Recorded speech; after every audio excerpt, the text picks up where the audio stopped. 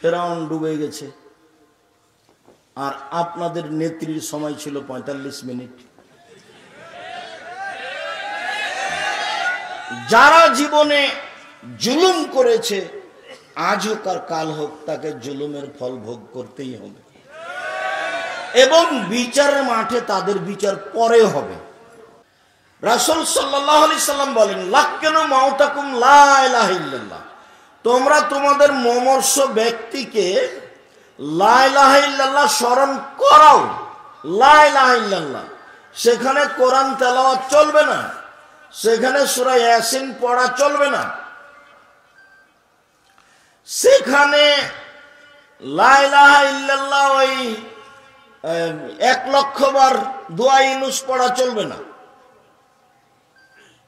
ওখানে শুধু লা ইলাহা ইল্লাল্লাহ। কেন? আল্লাহ রাসূল বলেছেন, মান কানা আখিরু কালামিহি লা ইলাহা ইল্লাল্লাহ ফাদাখালাল জান্নাহ। মানুষের জীবনের শেষ কালেমা যদি লা ইলাহা ইল্লাল্লাহ হয়, তাহলে সে জান্নাতে চলে গেছে। ঠাকুর বলছে, ও কালিমা তোমার আকাশ, ও কালিমা তোমার বাতাস। তো বাঙালি ছেলে মেয়ে বলছে, ও কালিমা তোমার আকাশ, ও কালিমা তোমার বাতাস। কালিমার নাকি আকাশ? কালিমা ওই যে কালী, ওই যে কালী মূর্তি, সরস্বতী, ভগবতী, কালী, দুর্গা। তো ঠাকুর বলছে যে আকাশ আর বাতাস কালিমায়। তো বাংলার ছেলে মেয়েও বলছে যে আকাশ আর বাতাস সব কালিমায়। যে কোনো মূল্যে পূর্ণ মাথাটাকে খালি রাখতে হবে। কারো প্রতি ভালোবাসা কম আর কারো প্রতি ভালোবাসা বেশি, এটা ছেড়ে দিয়ে পড়তে হবে জামিয়া সালাম। এটা ছেড়ে দিয়ে শিক্ষকতা করতে হবে। মানুষ মানুষ, ওও মানুষ, এও মানুষ। আলেম ওলামাকে আলেম ওলামা তোমার সম্মান করতে হবে, শিক্ষিত মানুষকে শিক্ষিত মানুষ সম্মান করতে হবে, সাধারণ মানুষকে সাধারণ মানুষ শিক্ষিত সম্মান করতে হবে। ওর সাথে আমি আছি সেই জন্য ভালো, এর সাথে আমি নাই সেই জন্য খারাপ, এ পাতা আমি ছিঁড়ে দিয়েছি। আসসালামু আলাইকুম ওয়া রাহমাতুল্লাহ। আলহামদুলিল্লাহি ওয়াহদা والصلاة والسلام على من لا نبي بعده أما بعد فأعوذ بالله من الشيطان الرجيم ويخرون للأذقان يبكون يزيدهم خشوعا. عن أنس رضي الله تعالى عنه قال خطبنا رسول الله صلى الله عليه وسلم خطبة ما سمعت مثلها قط فقال لو تعلمون ما أعلم لبكيتم كثيرا ولذهبتم قليلا. رواه البخاري ومسلم. সম্মানিত দিনী ভাই ও বোন, প্রশংসা আল্লাহর জন্য, শান্তি অবতীর্ণ হোক আল্লাহ রাসূলের উপর সাল্লাল্লাহু আলাইহি ওয়াসাল্লাম। আজকের দিনই বৈঠকে সংক্ষিপ্ত সময়ে বক্তব্যের বিষয় আল্লাহ ভীতি। আল্লাহকে ভয় করা সম্পর্কে গুরুত্বপূর্ণ সংক্ষিপ্ত তথ্যবহুল বিবরণের চেষ্টা করব ইনশাআল্লাহুল আজিজ। সম্মানিত দিনী ভাই বোন, আল্লাহর ভয় নির্ভর করে আল্লাহকে জানার উপরে। মানুষ যেমনভাবে আল্লাহকে জানবে, তেমন মানুষ সেভাবে তেমন ভয় করবে। আর যারা আল্লাহকে চিনে না, জানে না, বুঝে না, তারা ভয়ের বিষয়টিও সেভাবে অনুভব করবে না।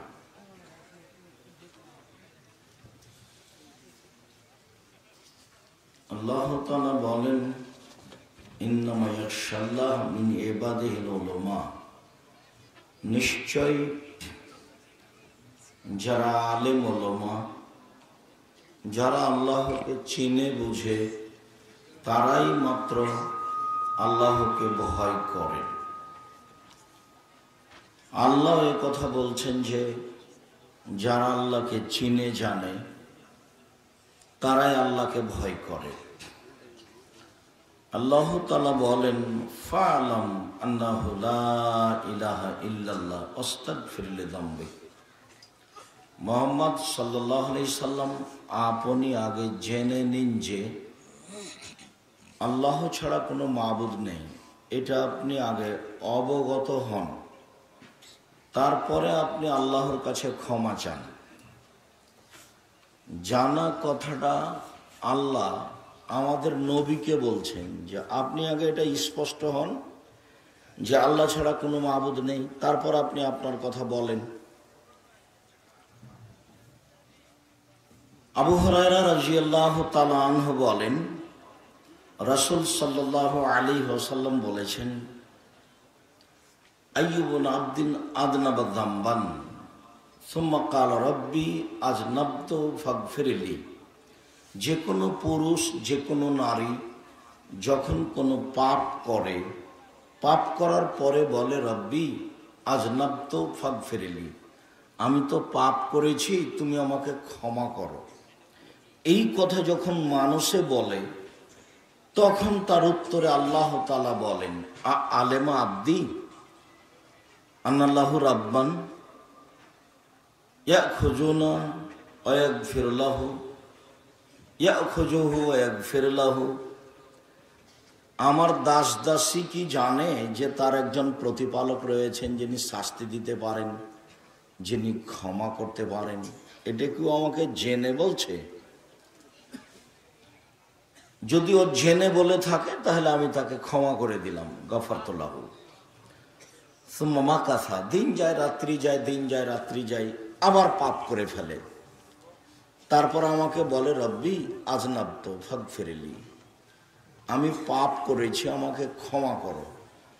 তখন আল্লাহ তাআলা বলেন, আসলেই কি ও জানে যে আমি তাকে ক্ষমা করতে পারি, আমি তাকে শাস্তি দিতে পারি? ও কি জেনে কথা বলছে? যদি জেনে বলে থাকে তাহলে আমি ক্ষমা করে দিলাম। তো দিন যায় রাত্রি যায়, আবার কোনো সময় যদি পাপ করে বসে, আবারও যদি বলে যে প্রতিপালক আমি পাপ করেছি, আমাকে ক্ষমা করো, তখন আল্লাহ তাআলা ওই কথাই বলেন, এই ছেলে এটা খুলো তো এখান থেকে।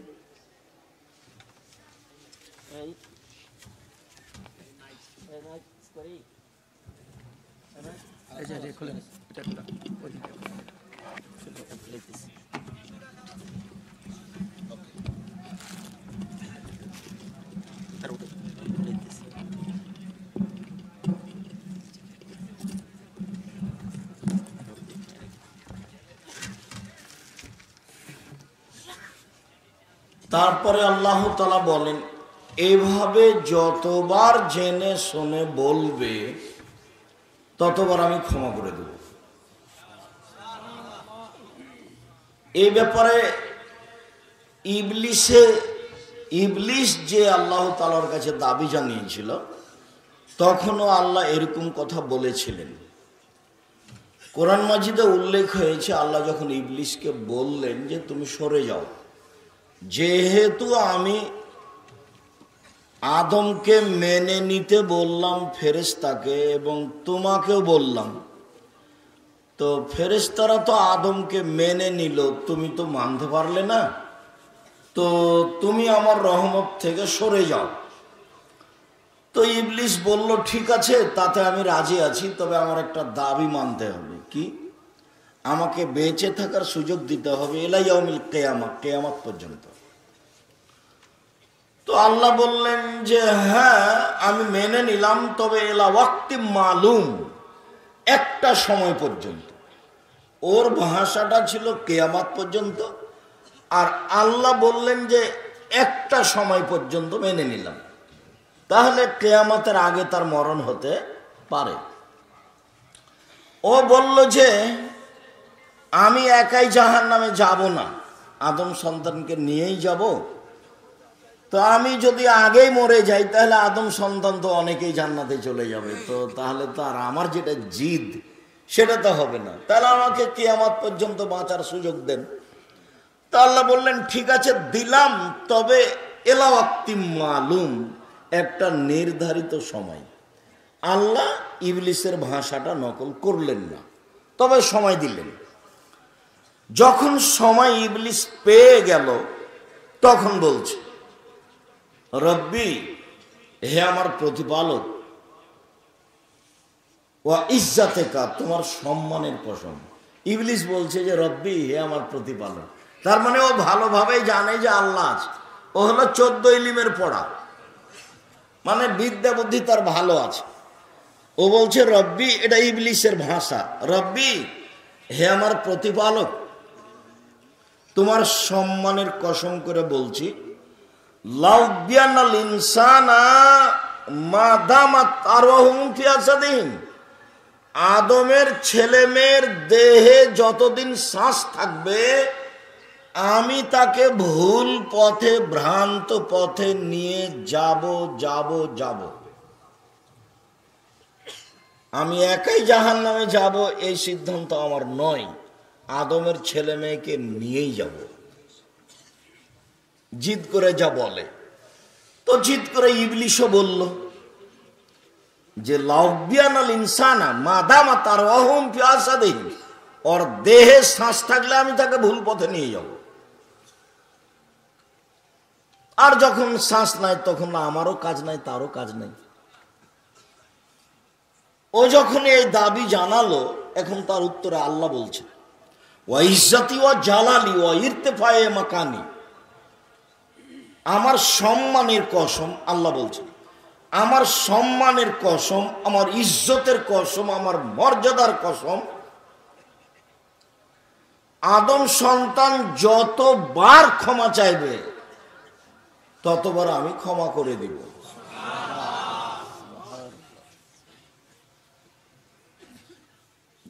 আগের যে হাদিসটা ছিল যে জেনে শুনে বলল ভুল হয়েছে মাফ করো, তো বলে করলাম। ও যদি জেনে শুনে বলে তো করলাম। তো এখনো মাফ যে জেনে শুনে বলতে থাকলে, পাপ হতে থাকলে ক্ষমা হবে, ইবলিস যেন সফল হতে না পারে, তা আল্লাহ তাআলা এইভাবে বললেন।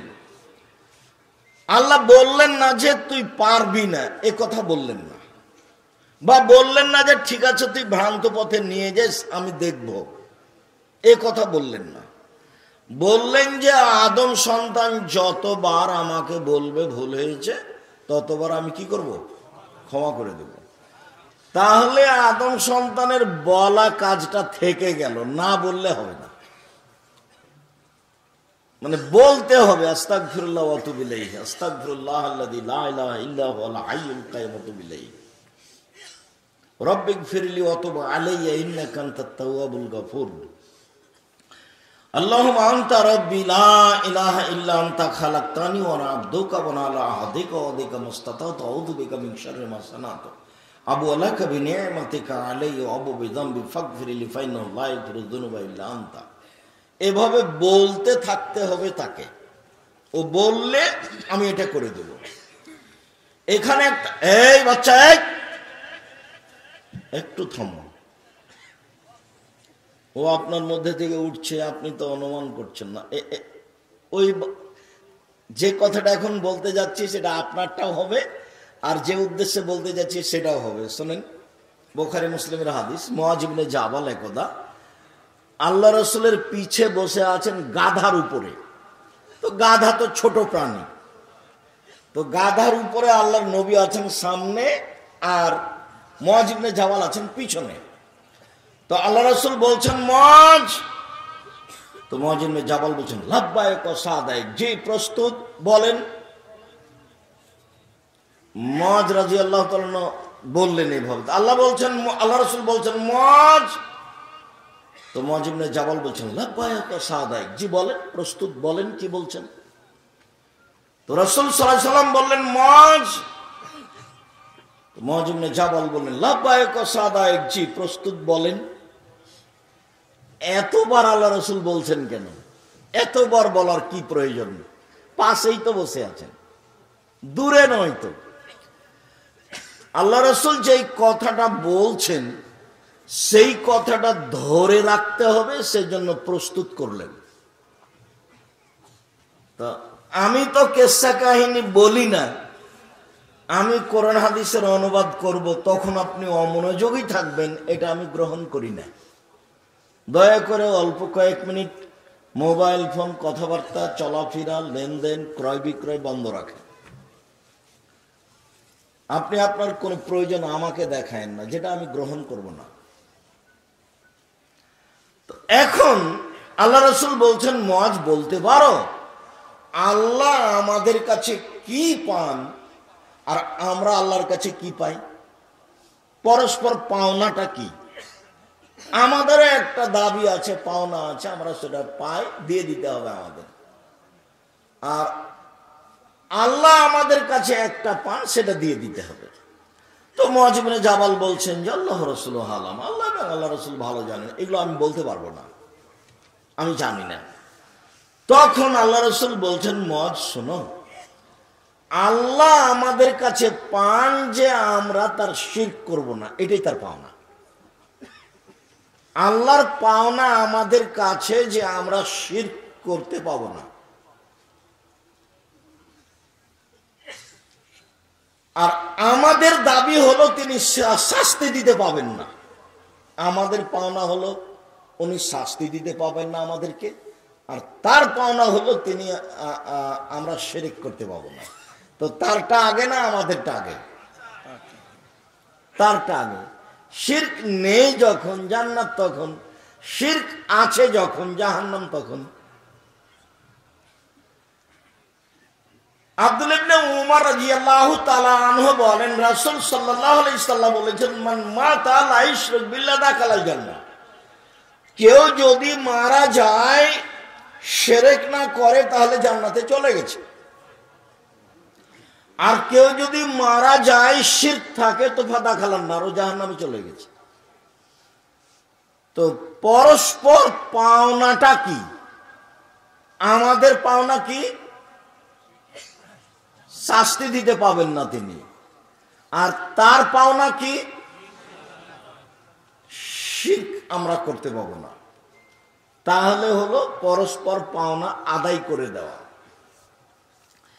একটা মাথায় কথা বারবার জাগছে, সেটা এখানে একটু বলি।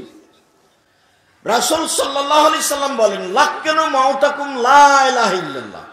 তোমরা তোমাদের মমর্ষ ব্যক্তিকে লা ইলাহা ইল্লাল্লাহ স্মরণ করাও। লা ইলাহা ইল্লাল্লাহ। সেখানে কোরআন তেলাওয়াত চলবে না, সেখানে সূরা ইয়াসিন পড়া চলবে না, সেখানে লা ইলাহা ইল্লাল্লাহ ওই 1,00,000 বার দোয়া ইউনুস পড়া চলবে না। ওখানে শুধু লা ইলাহা ইল্লাল্লাহ। কেন? আল্লাহ রাসূল বলেছেন, মান কানা আখিরু কালামিহি লা ইলাহা ইল্লাল্লাহ ফাদাখালাল জান্নাহ। মানুষের জীবনের শেষ কালেমা যদি লা ইলাহা ইল্লাল্লাহ হয় তাহলে সে জান্নাতে চলে গেছে। তার মানে লা ইলাহা ইল্লাল্লাহ বলার পরে যদি মারা যায় তাহলে ওর শিরক যা ছিল আগে ওটা কেটে গেছে। আর যদি লা ইলাহা ইল্লাল্লাহ ছাড়া মারা যায় আর যদি শিরক থেকে থাকে তাহলে হবে না। লা ইলাহা ইল্লাল্লাহর অনেক দাম। আল্লাহ রাসূল এভাবে বলছেন, মানুষের জীবনের শেষ বাক্য যদি লা ইলাহা ইল্লাল্লাহ হয় তাহলে জান্নাতে চলে গেছেন। আবু যর গিফারি রাদিয়াল্লাহু তাআলা আনহু বলেন, একদা আমি আল্লাহর নবীর কাছে গেলাম, দেখি তিনি ঘুমিয়ে, তো আমি চলে আসলাম। আবার গেলাম, দেখি তিনি জেগে। তো আমাকে দেখে বলছেন, আবু যর গিফারি শোনো, মান কালা লা ইলাহা ইল্লাল্লাহ মুখলিসান বিকলবিহি দাখালাল জান্নাহ। কে যদি খালেস অন্তরে লা ইলাহা ইল্লাল্লাহ বলে তাহলে সে জান্নাতে চলে গেছে। তো আমি আবু যর গিফারি বললাম, ওয়াইনসানা ওয়াইনসারাকা, চুরি করলেও যাবে, জেনা করলেও যাবে? আল্লাহ রাসূল বলছেন, ওয়াইনসানা ওয়াইনসারাকা, চুরি করলেও যাবে, জেনা করলেও যাবে। আবার আমি বললাম, চুরি করলেও যাবে, জেনা করলেও যাবে? তো তিনি বলছেন, চুরি করলেও যাবে, জেনা করলেও যাবে। তো আমি অবাক হয়ে বলছি, আবার চুরি করলেও যাবে, জেনা করলেও যাবে? তো তিনি বলছেন, আবু যর গিফারি, তোমার নাকটা মাটিতে মিশে যাক, আমি যে বলছি যাবে, তো তুমি আপত্তি করছো কেন? এখানে একটা কথা আছে, সেটা পরে বলছি। এ মর্মে আর একটা হাদিস বলি। ওটাও বুখারীর, এটাও বুখারীর, বুখারী মুসলিম। আবু হুরায়রা রাদিয়াল্লাহু তাআলা আনহু বলেন, একদিন আল্লাহ রাসূল আমাদের মাঝ থেকে উঠে খেজুর বাগানের দিকে যেতে লাগলেন। তো আমিও পিছে পিছে যাচ্ছি। তো এক পর্যায়ে পিছন দিকে দেখে, ও আবু হুরায়রা। আমি বললাম জি। আচ্ছা। তো আগে আগে হাঁটতে লাগলেন, আমি পিছে পিছে হাঁটছি। এক পর্যায়ে বললেন, আবু হুরায়রা তুমি এখানে থামো, বসো, আমি আসছি। আল্লাহ রাসূল চলে গেলেন, কিছু বলে গেলেন না। দেখি আসছেন না আসছেন না আসছেন না, ব্যাপারটা কি, দেরি হচ্ছে কেন, কোনো বিপদ হলো নাকি? তো এদিক ওদিক আমি খুব তাকাচ্ছি, দেখছি ওই যে ওই যে ওই যে আসছেন, ওই যে আসছেন। যখন কাছাকাছি তখন তিনি বলছেন, অঞ্জনা অনসারাকা, চুরি করলে জেনা করলেও। আবার বলছেন, অঞ্জনা অনসারাকা, চুরি করলে জেনা করলেও। আবার বলছেন, অঞ্জনা অনসারাকা, চুরি করলে জেনা করলেও। তো যখন পাশে চলে এসেছেন তখন আমি বলছি, আল্লাহর নবী আপনি কার সাথে কথা বলছিলেন? কাউকে তো দেখলাম না। আপনি যখন বলছেন চুরি করলেও জেনা করলে, তো খালি আমি মানুষ করছি, কই রে কার সাথে উনি কথা বলছেন? কাউকে দেখা যায় না কেন? কই, কেউ তো নাই, উনি কার সাথে কথা বলছেন? তখন আল্লাহ রাসূল বলছেন, দেখো আবু হুরায়রা, জিবরাইল আমাকে বলছেন যে কেউ যদি লা ইলাহা ইল্লাল্লাহ বলে তো জান্নাতে চলে গেছে। তো আমি মুহাম্মদ সাল্লাল্লাহু আলাইহি ওয়াসাল্লাম জিবরাইলকে বললাম, চুরি করলেও যাবে জেনা করলেও যাবে? তো উনি বলছেন যে চুরি করলেও যাবে জেনা করলেও যাবে। আমি বললাম যে চুরি করলেও যাবে জেনা করলেও যাবে।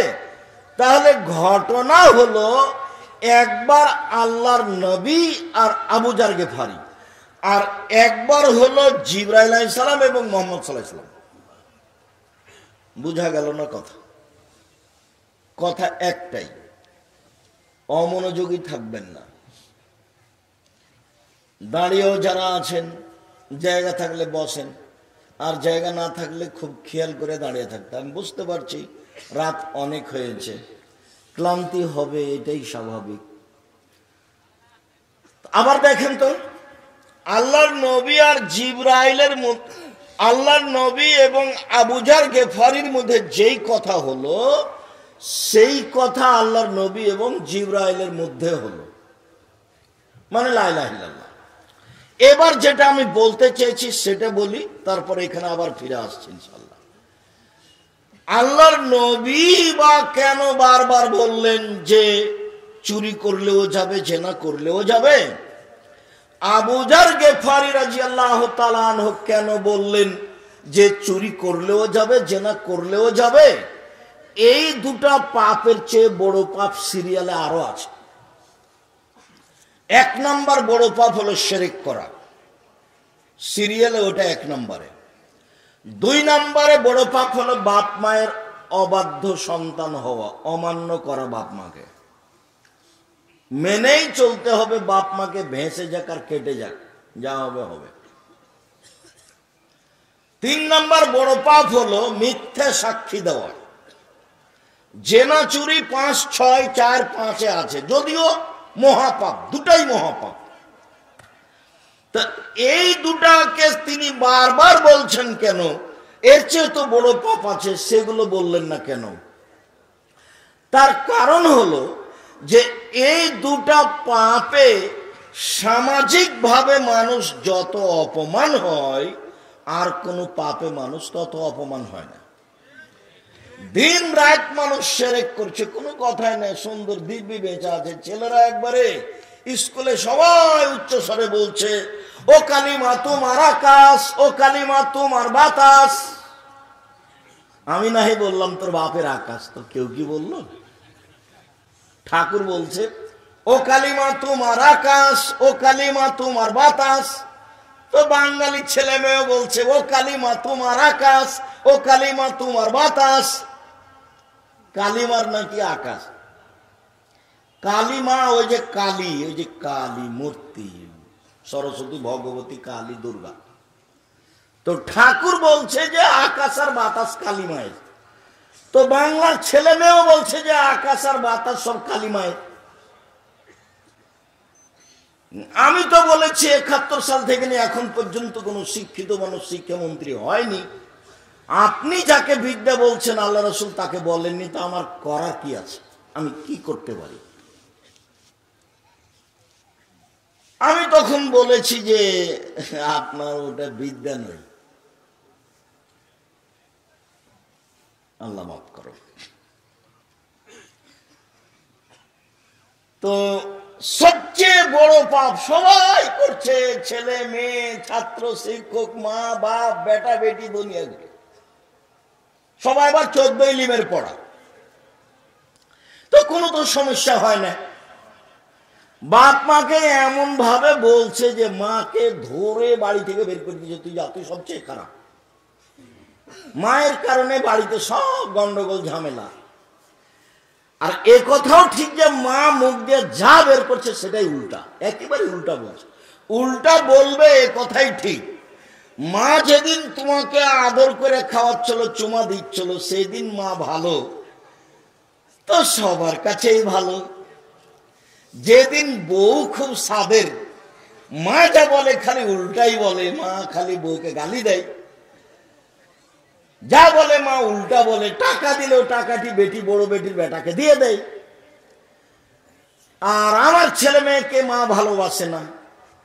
বড় মাছ যদি রান্না করা হয় তো দেখি আমার মা বড় মাছের বড় টুকরাটা আমার বোনের ছেলের প্লেটে দেয়, আর আমার ছেলের প্লেটে ছোটটা দেয়। তো দেখতে দেখতে এমন মন খারাপ হয়েছে যে দেখি যে মাটির উপরে সবচেয়ে খারাপ মানুষ আমার মা। তখন বলছি যে তুই আর থাকিস না, যা, যেখানে যাবি যা।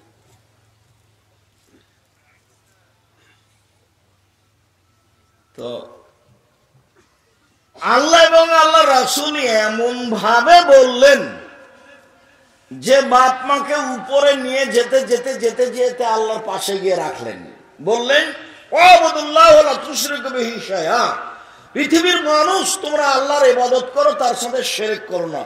এটা হলো আল্লাহর সাথে সদাচরণ। অবিল ওয়ালিদাইনি ইহসানা, আর বাপ মায়ের সাথে সদাচরণ করো। অবিদিল কুরবা, আর ভাইয়ের সাথে ভাইয়ের সদাচরণ করো। ভাই ভাই, ঠাই ঠাই, চাকরি হয়ে গেলে জুদা হয়ে যাবে, ভিন্ন। এতদিনে একসাথেই ছিল, ভাই ভাই ঠাই ঠাই। জমি জায়গা না কত কিনে মামলা হয়ে যাবে, ভাই একদিকে কাঠ গড়ায় আর এক ভাই একদিকে। আমাদের গ্রামে ভাই ভাই গন্ডগোল করে ঢেঁকিটা কেটে ভাগ করে নিয়েছে। তা আল্লাহ বলছেন সদাচরণের সিরিয়াল এক, সদাচরণ। সবচেয়ে সদাচরণের মালিক আল্লাহ। তো আল্লাহর সাথে সদাচরণ কি করবেন? খাবার দিবেন, সেটা হলো শিরক না করা। মানুষ যখন শিরক করবে না, তখন আল্লাহর সাথে কি করলো? সদাচরণ করলো। এরপরে সদাচরণের দ্বিতীয় মানুষ পৃথিবীতে কে? বাপ মা। আর বাপ মায়ের মধ্যে যখন আল্লাহ রাসূল বলেছেন তখন মাকে আগে করে দিয়েছে, আর বাপ মায়ের মধ্যে সিরিয়ালে বাপকে পরে করেছে। তো বাপ মায়ের অবাধ্য চলা মহাপাপ, মিথ্যে সাক্ষী মহাপাপ। ব্রাহ্মণবাড়িয়া জেলে বহু মানুষ আছে 10 বছর 20 বছর 30 বছর থেকে, ও নিজেও জানে না আমি কেন জেলে। জজ জানে না ঘটনা কি, উকিল জানে না ঘটনা কি, সাক্ষী জানে না ঘটনা কি। সাক্ষীকে বলেছে 50,000 টাকা দিব, জজের সামনে দাঁড়িয়ে বলবে যে আমি নিজের চোখে দেখেছি মারতে। ঠিক আছে, টাকা পালিতে হলো। তো কেউ তো জানে না আসল ঘটনা, যার কারণে বড় পাপের সিরিয়ালে মিথ্যা সাক্ষী আছে 3 নম্বর। আল্লাহ রাসূল এগুলো বললেন না কেন? এই জন্য বললেন না যে এগুলো পাপ করে মানুষ কিন্তু সামাজিক ভাবে অপমান হয় না। জেনা চুরিতে মানুষ সামাজিক ভাবে অপমান হয়।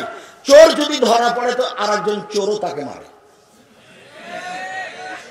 জেনা করার পরে যদি সমাজে ধরা পড়ে তো আরেকজন জেনাকারও তার মুখে থুথু দিয়ে চলে যায়। খুব খারাপ জিনিস সামাজিক ভাবে, দুটাই মহাপাপ। যার কারণে আবু যার গেফারি রাদিয়াল্লাহু তাআলা বারবার এই কথা বললেন।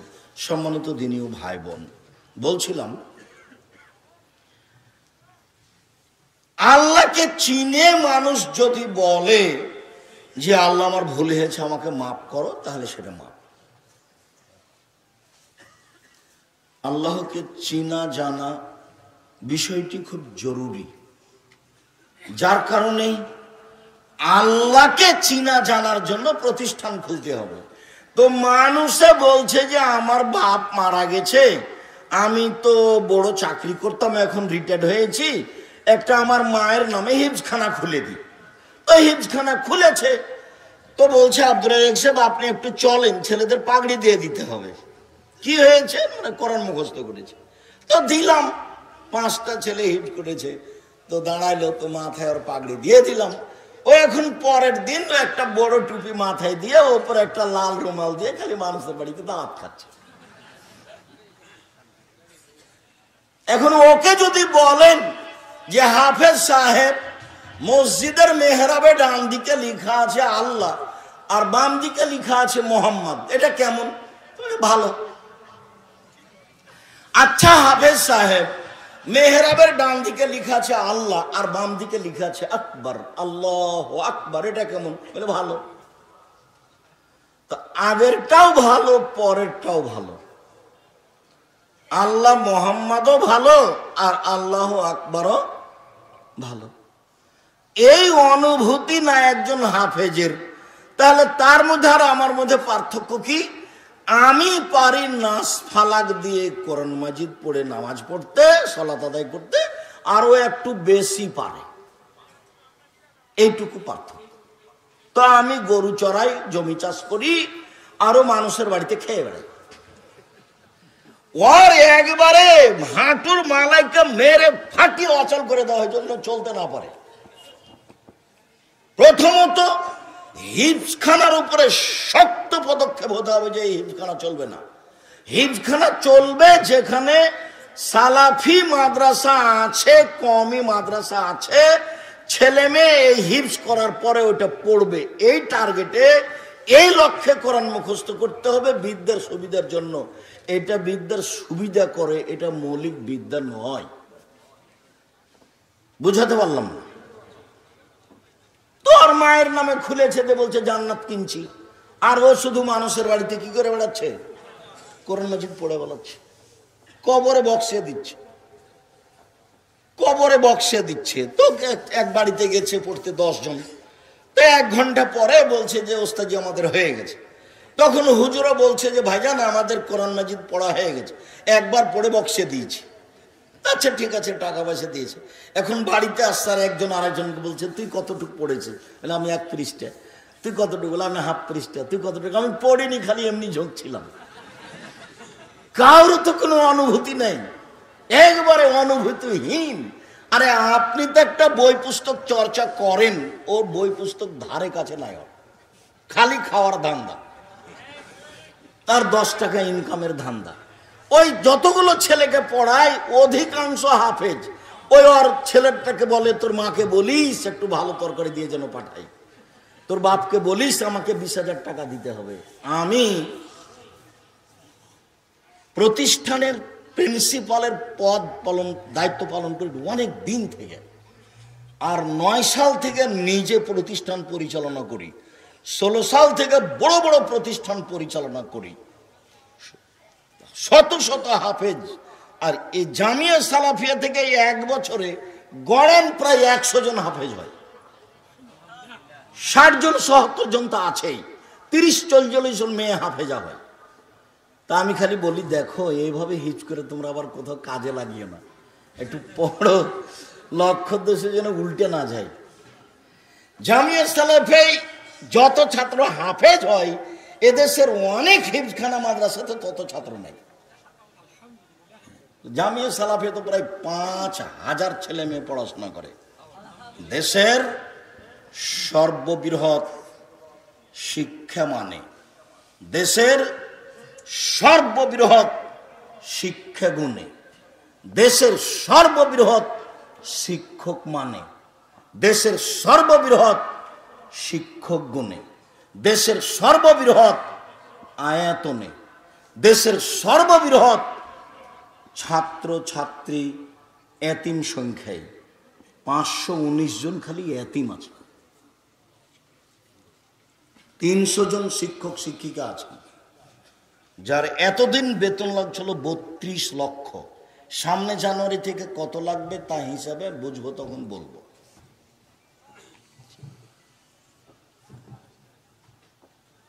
দেশের শিরক মুক্ত প্রতিষ্ঠান জামিয়া সালাফিয়া, দেশের বিদাত মুক্ত প্রতিষ্ঠান জামিয়া সালাফিয়া, দেশের দল মুক্ত প্রতিষ্ঠান জামিয়া সালাফিয়া, দেশের সংগঠন মুক্ত প্রতিষ্ঠান জামিয়া সালাফিয়া, দেশের হিংসা মুক্ত প্রতিষ্ঠান জামিয়া সালাফিয়া।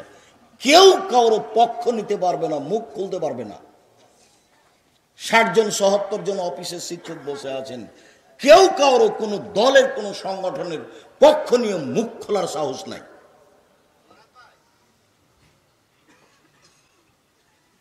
যে কোনো মূল্যে পূর্ণ মাথাটাকে খালি রাখতে হবে। কারো প্রতি ভালোবাসা কম আর কারো প্রতি ভালোবাসা বেশি, এটা ছেড়ে দিয়ে পড়তে হবে জামিয়া সালাফ। এটা ছেড়ে দিয়ে শিক্ষকতা করতে হবে। মানুষ মানুষ, ওও মানুষ, এও মানুষ। আলেম ওলামাকে আলেম ওলামাকে সম্মান করতে হবে, শিক্ষিত মানুষকে শিক্ষিত মানুষ সম্মান করতে হবে, সাধারণ মানুষকে সাধারণ মানুষ শিক্ষিত সম্মান করতে হবে। ওর সাথে আমি আছি সেই জন্য ভালো, এর সাথে আমি নাই সেই জন্য খারাপ, এ পাতা আমি ছিঁড়ে দিয়েছি। সম্মানিত দিনী ভাই বোন, এবং দিন রাত বলে আসছে, আমার মনে বড় সাধ, এই দেশের মাটিতে আমি উন্নত মানের প্রতিষ্ঠান গড়বই ইনশাআল্লাহ, যেখানে ছেলে মেয়ে বাংলা, ইংরেজি, আরবি উন্নত মানের শিক্ষা অর্জন করে জাতির অন্যায়ের বিরুদ্ধে লড়বে, মুখে কলমে মিডিয়ায় লড়বে ইনশাআল্লাহ। জীবন বাজি রেখে চেষ্টা চালিয়ে যাচ্ছে। ইন্ডিয়ান শিক্ষক আছেন, বাংলাদেশের বড় বড় শিক্ষক আছেন, সৌদি আরব থেকে আসা শিক্ষক আছেন, সব সময় আছে। আর অন্যান্য দেশ থেকে আসবেন ইনশাআল্লাহ, সময়ের ব্যবধান। আমি যেটা আপনাদের কাছে দাবি রেখেছি এই কাজে, সেটা হলো আপনি হিংসা না রেখে, সংকীর্ণতা না রেখে খালি বলবেন আল্লাহ তুমি জামিয়া সালাফে কবুল করো। আমি এইটুকু দাবি রেখেছি, বাকিটুকু আপনার ব্যাপার, সেটা আল্লাহ দেখবেন। সম্মানিত দিনী ভাই বোন, বলছিলাম আল্লাহ তাআলা বলেন ওয়াখিরুনা লিল আযকানি ইয়াবকুনা ইয়াজিদুহুম খুশুয়া। পৃথিবীতে বহু মানুষ আল্লাহর ভয়ে কেঁদে মাটিতে লুটিয়ে পড়ে, আর তাদের কান্নার শব্দ যখন কানে যায় তখন তাদের ভীতি আরো বেশি হয়ে যায়। আপনি কান্নাকাটি করেন না রাতে, এর অর্থ এই নয় যে কেউ কান্নাকাটি করে না। পৃথিবীতে হাজারো মানুষ আল্লাহর ভয়ে কাঁদে, ও কথা আল্লাহ বলছে। আমি আর আপনি কাঁদি না, এর অর্থ এই নয় যে কেউ কাঁদে না।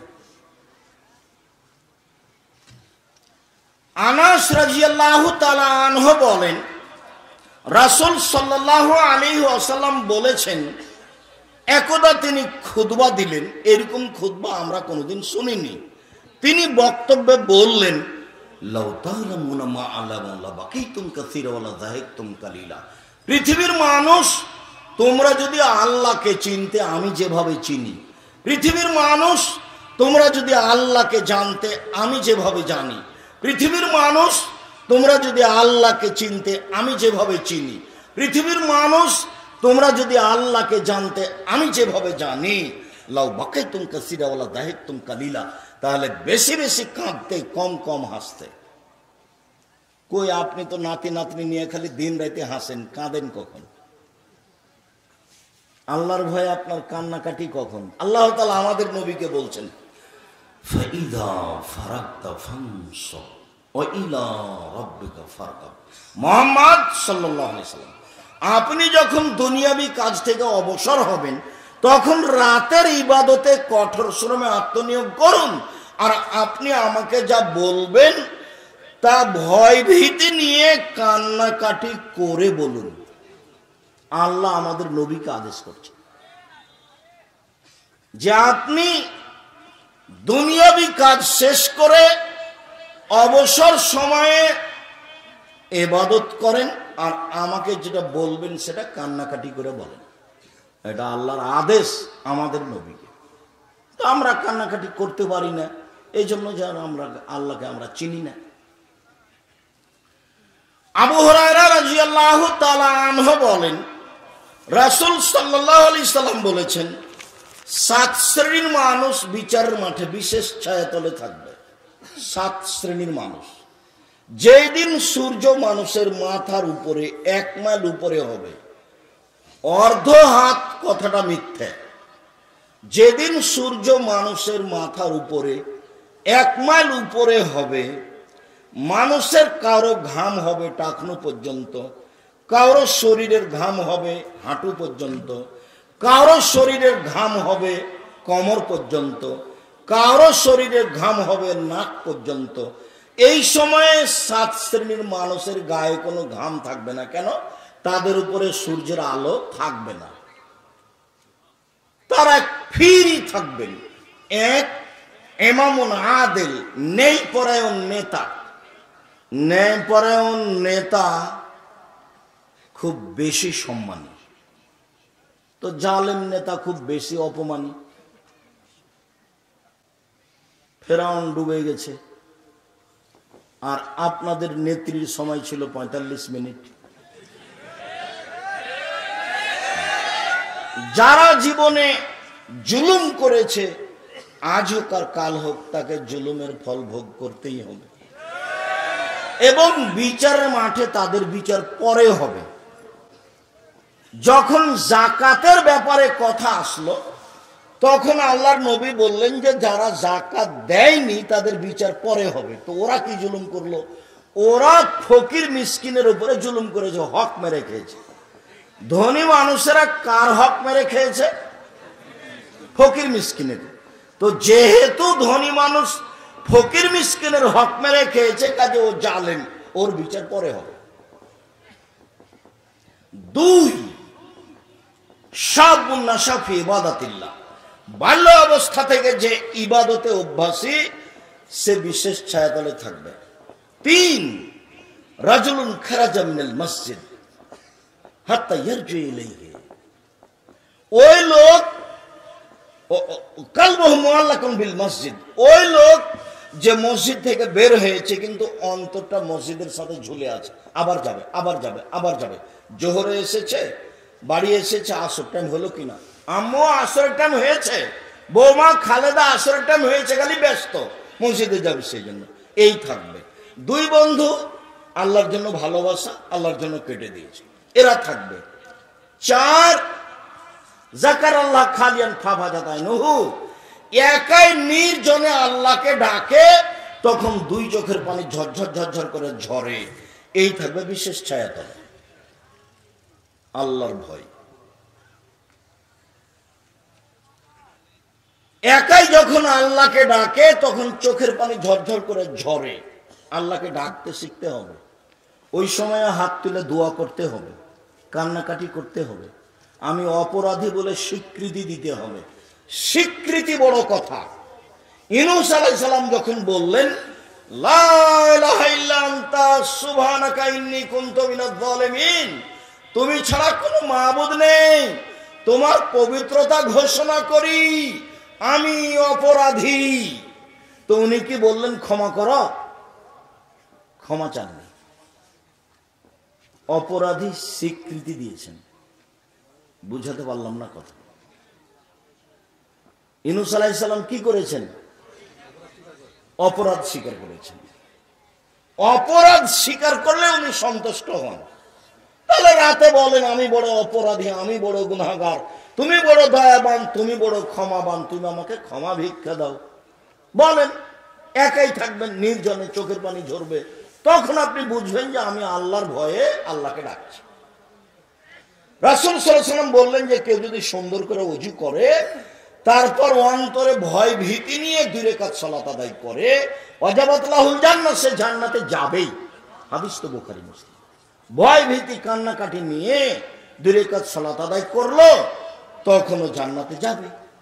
ভয় ভীতি। বাকিটুকু বলেনি। কত নাম্বারে যে এসেছি? 5, দাতু ইমরাতুন জাত হাসাবিন জামাল, ভালো ঘরের মহিলা সুন্দরী বলল যে আমার সাথে জেনায় লিপ্ত হও, তখনও বললেই না আখাফুল্লাহ, চি চি চি চি চি, আমি আল্লাহকে ভয় করি। এ থাকবে বিশেষ ছায়াতলে।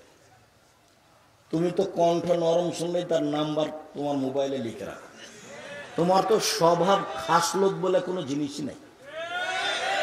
তোমার স্বভাব, তোমার খসলত, তোমার অভ্যাস, তোমার নীতি, তোমার চরিত্র একবারই খারাপ।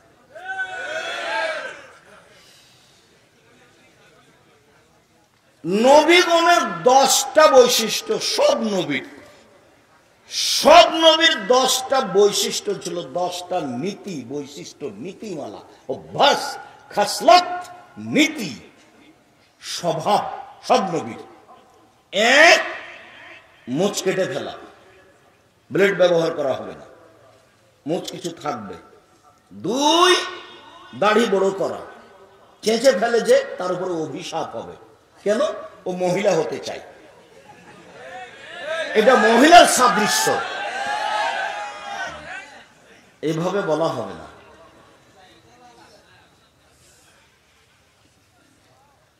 এইভাবে আমি সাড়া চাইনি। আল্লাহ নবী বলছেন যে দাড়ি চেঁচে ফেললে তার উপরে আল্লাহর অভিশাপ হবে, এটা মহিলার সাদৃশ্য হয়ে যায়। এই জন্য দাড়ি চেঁচে ফেললে চোখের পাওয়ার কমে যাবে, দাড়ি চেঁচে ফেললে স্ত্রী মিলনের ক্ষমতা কমে যাবে, দাড়ি চেঁচে ফেললে অনেক সমস্যা, তার একটা হলো উপর থেকে অভিশাপ হবে। 3, মেশক, মেশক করা নবীদের অভ্যাস। 4, আল হায়া, লজ্জা, লজ্জা হলো নবীদের অভ্যাস, নবীদের খাসলাত, নবীদের স্বভাব। লজ্জা, লজ্জা নেই তো পাপ আছে, লজ্জা নেই তো মেয়ের সাথে গল্প আছে, লজ্জা নেই তো দোকানে বসে আড্ডা পিটা আছে, সব চলে আসবে লজ্জা না থাকলে। সকল নবীর একটা বাক্য ছিল, সকল নবীর একটা বাক্য ছিল, সকল নবী বলেছেন এজালাম তাস্তাহি ফাসনামা শেতা, যখন তুমি লজ্জা করবে না তখন তুমি সবকিছুই করতে পারো। বুখারী মুসলিম। যখন তুমি লজ্জা করবে না তখন তুমি সবকিছুই করতে পারো, যখন তুমি লজ্জা করবে না তখন তুমি সবকিছুই করতে পারো। তারপর আল্লাহ রাসূল বললেন ইনতাকাসুল মা, পেশাব পায়খানার পরে পানি দিয়ে পবিত্রতা অর্জন করতে হবে। পেশাব পায়খানার পরে পানি দিয়ে পবিত্রতা অর্জন করতেন সব নবী।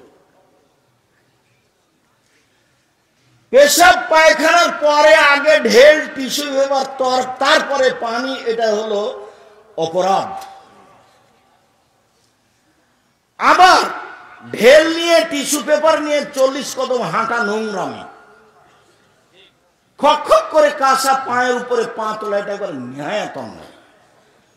জান্নাতের আশায় পবিত্র হওয়ার লক্ষ্যে যদি 40 কদম হাঁটতেই হয় ঢেল টিস্যু পেপার নিয়ে, খক খক করে কাশতেই হয়, যদি পায়ের উপরে পা উঠাতেই হয়, তো সে একাই কেন, তার বউ করবে। তার তো একটা ভালো ধারণা থাকা দরকার যে আমার বউকে কি করতে হবে, জান্নাতে যেতে হবে। পেশাব তো ভয়াবহ জিনিস, পেশাবের কারণে কবরে শাস্তি হয়, তার কারণে বাঁচার কারণে বলে দিয়েছে 40 কদম। 40 কদম কেন? 40 ঘন্টা পরে যদি ঢেল ফেলে তবু পেশাব আসবে। কেন? ওটা তার অভ্যাস হয়ে গেছে, এটা ওয়াসওয়াসা, এটা ওয়াসওয়াসা। ফেললেই তার মনে হবে পেশাব আসলো মনে হয়, পেশাব আসলো মনে হয়। আপনি পেশাব করে পানি দিয়ে পবিত্র অর্জনকে উঠে যান, আর যদি এখন মনে আসে যে পেশাব আসলো, পেশাব আসলো, তাহলে আপনি শয়তানকে বলেন যে পেশাবে কাপড় ভিজে যাক তবু ওযু করবো না, পেশাবে কাপড় ভিজে যাক তবু ওযু করবো না, তো এখান থেকে সর, নইলে শয়তান আপনাকে মেরে ফেলে দিবে। বারবার ওযু করতে হবে, বারবার ওযু করতে হবে। একটু পানি, ইন্নালিল্লাহ, পেশাবের পানি মনে হয় কাপড়ে লেগে গেছে, ও টয়লেট থেকে বেরিয়ে হতে পারে না 40 মিনিট। তো মৌলানা সাহেব বলছে যে যখন আমি বের হতে চাই তখন আমার বউ মুড়ি দেয়, মুড়ি।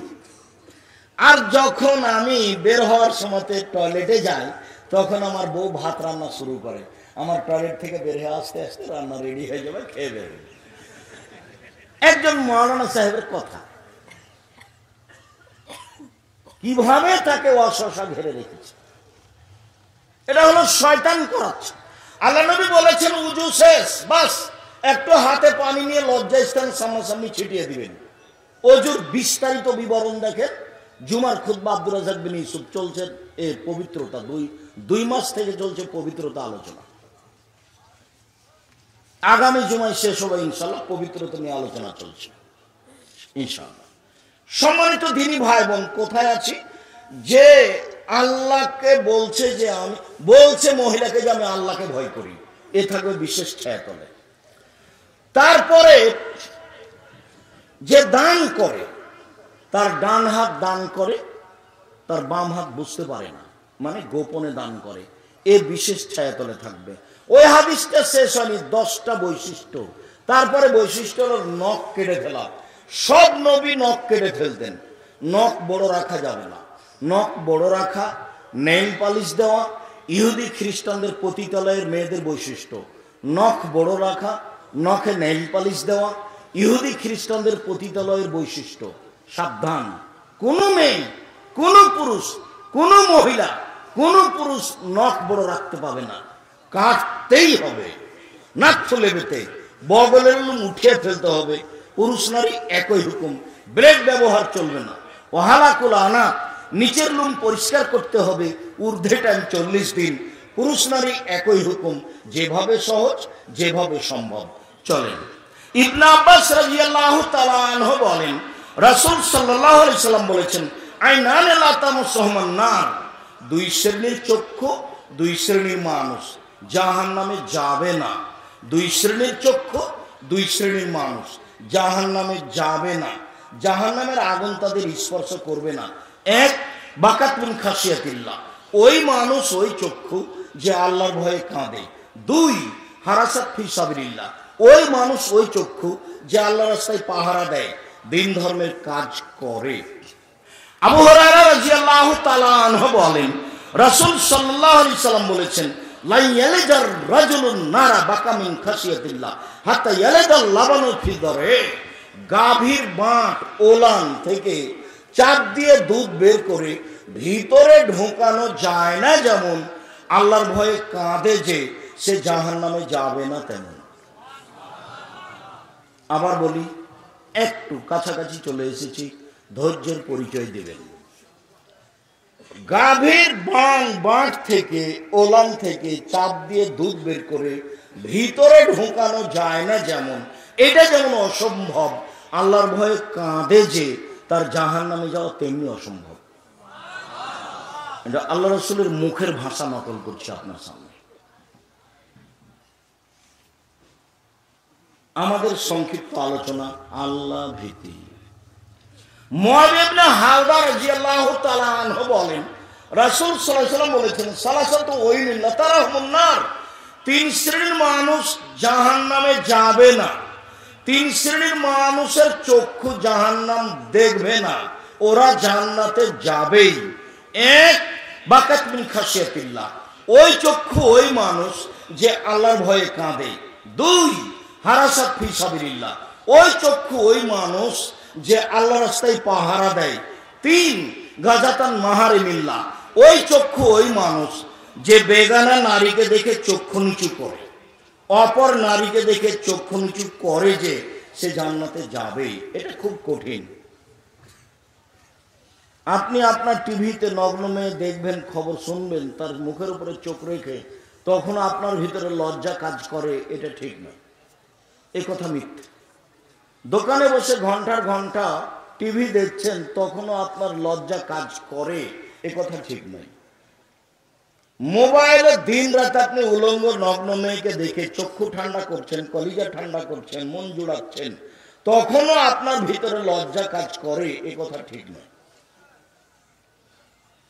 জান্নাতের মহিলারা অনেক দামি, ওদেরকে জিন কোনোদিন স্পর্শ করেনি, ওদেরকে মানুষ কোনোদিন স্পর্শ করেনি। ওদের দেখলে মনে হবে ঝিনুকের মধ্যে লুকানো মুক্তা, এত সুন্দরী, এত সুন্দরী, এত সুন্দরী। ওদের চক্ষু হবে টানা টানা, লম্বা লম্বা, ডাগর ডাগর। ওদের মাথার চুল হবে লম্বা লম্বা, কোঁকড়া কোঁকড়া, কুচকুচে কালো। ওদের ভালোবাসা হবে প্রেম প্রীতি, ভালোবাসা সুলভ, ভিন্ন ধরনের, নরম আচরণ, নরম স্বভাব, প্রেম প্রীতি, ভালোবাসা ভিন্ন ধরনের। এইসব মহিলা জান্নাতে ভোগ করতে হলে এই মোবাইলে, টিভিতে মেয়েদেরকে দেখে, গার্লস স্কুলে পড়িয়ে, মহিলা কলেজের প্রিন্সিপালের দায়িত্ব পালন করে, সব মহিলা, সব মেয়েদের অবস্থা অবগত হয়ে এই মেয়ে ভোগ করতে পাওয়া যাবে, এই কথা ঠিক না। শরীয়তে তো স্বাভাবিক নয়। হজিবাতুন নার বিশ্বরাত, জাহান্নাম ঘেরা আছে মনের ইচ্ছা দিয়ে। ও হজিবাতুল জান্নাত বিল মাকারিহ, জান্নাত ঘেরা আছে নিয়ম নীতি কষ্ট ক্লেশ দিয়ে। এক, আল্লাহর ভয়ে কাঁদে যে। দুই, আল্লাহর রাস্তায় পাহারা দেয় যে। তিন, বেগানা নারীকে দেখে চক্ষু নিচু করে যে জান্নাতে ও যাবেই। সম্মানিত দিনী ভাই বোন, রাসূল সাল্লাল্লাহু আলাইহি সাল্লাম বলেন, রাসূল সাল্লাল্লাহু আলাইহি সাল্লাম বলেছেন, লাইসা শাইউন আহাব্বা ইলাল্লাহি মিন কাতরাতাইন ওয়া সারাইন। দুইটি বিন্দু ফোঁটা, দুইটি চিহ্ন, দুইটি বিন্দু ফোঁটা, দুইটি চিহ্ন আল্লাহর কাছে যত প্রিয়, পৃথিবীর কোনো কিছু আল্লাহর কাছে তত প্রিয় নয়। এক, কাতরাতু দামিন মিন খাশিয়াতিল্লাহ, আল্লাহর ভয়ে এক ফোঁটা চোখের পানি। আল্লাহর ভয়ে এক ফোঁটা চোখের পানি আল্লাহর কাছে যত প্রিয়, পৃথিবীর কোনো কিছু আল্লাহর কাছে তত প্রিয় নয়। দুই, কাতরাতু দামিন ফি সাবিলিল্লাহ, আল্লাহর রাস্তায় গায়ের এক ফোঁটা রক্ত আল্লাহর কাছে যত প্রিয়, পৃথিবীর কোনো কিছু আল্লাহর কাছে তত প্রিয় নয়। তিন, আসারান ফি ফারিজাতিন মিন ফারাইজিল্লাহ, আল্লাহর রাস্তায় ইবাদত করে হাতে পায়ে কপালে যে দাগ হয়, চিহ্ন, কপালে দাগ, হাঁটুতে দাগ, টাকনুতে দাগ, এগুলো আল্লাহর কাছে যত প্রিয়, পৃথিবীর অন্য কিছু তত প্রিয় নয়। চারটে সিরিয়ালে আছে, এক নাম্বারটাই সহজ, বাকিগুলো কঠিন। এক, আল্লাহর ভয়ে এক ফোঁটা চোখের পানি। দুই, আল্লাহর রাস্তায় এক ফোঁটা গায়ের রক্ত। তিন, আল্লাহর রাস্তায় কেটে যাওয়া ফেটে যাওয়া দাগ। চার, ইবাদত করতে করতে কপালে হাঁটুতে টাকনুতে দাগ। এই চারটা জিনিস আল্লাহর কাছে যত প্রিয়, পৃথিবীর কোন ইবাদত আল্লাহর কাছে তত প্রিয় নয়। তার এক ফোঁটা চোখের পানি। সম্মানিত দিনী ভাই বোন, রাসূল সাল্লাল্লাহু আলাইহি সাল্লাম বলেন, লাইসা শাইউন আকরামা ইনদাল্লাহি মিনাদ দুআ, চাওয়া কাজটা আল্লাহর কাছে যত প্রিয়, পৃথিবীর কোনো কাজ আল্লাহর কাছে তত প্রিয় নয়। চাওয়া, মাল্লাম ইয়াসালিল্লাহ ইয়াগদাব আলাইহি, যে আল্লাহর কাছে চায় না তার উপর আল্লাহ অসন্তুষ্ট হন। রাসূল সাল্লাল্লাহু আলাইহি সাল্লাম বলেন, মান শাররাহু ইয়াসাজিবাদ দুআ ফি সাদাই ফাইসরুদ দুআ ফি রাকাই, যে চায় যে আমি বিপদে পড়েছি আল্লাহ আমার দোয়া কবুল করুক, তাহলে সে যেন ভালো অবস্থায় বেশি বেশি দোয়া করে। যখন আপনি চাইবেন আপনার চোখের পানি থাকবে, তখন আল্লাহর কাছে দুইটা প্রিয় কাজ একসাথে জমা হয়ে যাবে। এক, আল্লাহর ভয়ে চোখের পানি। দুই, চাওয়া। কথাটা আবার বলি, একটু বেখিয়াল হয়েছেন মনে হয়। এক, আল্লাহর ভয়ে চোখের পানি। দুই, আল্লাহর কাছে চাওয়া। আল্লাহর কাছে চাওয়া কাজটা আল্লাহর কাছে সবচেয়ে প্রিয়। মানুষের গতির সাথে আল্লাহর গতিবিধির মিল নাই। মানুষকে গিয়ে যদি বলেন, ধনী মানুষকে, যে আপনি তো মানুষকে সহযোগিতা দান কর্য দিয়ে থাকেন, আমার একটা ছেলে হাত ভেঙে গেছে, বিপদে পড়েছি, একটু 10,000 টাকা কর্জ দেন, তো 5 বার বলার পরে দিল। 10 দিন পরে যদি আবার যান, তাহলে বলবে কি ব্যাপারে, তোর জন্য কি টাকসাল বানিয়ে রেখেছি, এরকম একটা কিছু বলবে, মন খারাপ করবে। আর আল্লাহর কাছে যতবার বলবেন তত ভালো, যত বলবেন তত ভালো। আল্লাহ রাসূল বলছেন, আলাইকুম বিকিয়ামিল লাইল ফানু দারুস সালিহিনা কাবলাকুম, পৃথিবীর মানুষ তোমরা আল্লাহকে রাতে ডাকতে শিখো, ইবাদত করতে শিখো রাতে। এটা ছিল অতীতের নবী রাসূল সিদ্দিক শুহাদাদের কাজ, এটা ছিল অতীতের পরহেজগার মানুষের কাজ। রাতে উঠে যখন আপনি আল্লাহর কাছে চাইবেন কান্নাকাটি করে, তখন আপনার কথাটা কবুল হয়ে যাবে। সম্মানিত দিনী ভাই বোন, আমি আপনাদের